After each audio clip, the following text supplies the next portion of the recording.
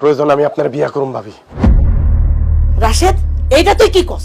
হ মা হ, আমি ঠিকই কইছি। প্রয়োজন আমি ভাবিরে বিয়া করবো, তখন ভাবি আমার স্ত্রীর পরিচয় এ বাড়িতে থাকবো, আর আমার কলিজার টুকরা মুক্তা আমার মায়ার পরিচয় এ বাড়িতে থাকবো। আল্লাহর দোহাই লাগে রাশেদ। ভাবি, আপনি ব্যাগ গোছাইতেছেন, কোথায় যান? আমি আমার বাপের বাড়ি চলে যেতেছি, আমি এই বাড়িতে আর থাকুন না। চাচু, আমি তোমার না দেখা থাকতে পারো না, আমি তোমার ছাড়া যাবো না চাচু। তোরে ছাড়াও তো তোর চাচ্চু থাকতে পারবো না রে মা, তুই আমার কলিজার টুকরা।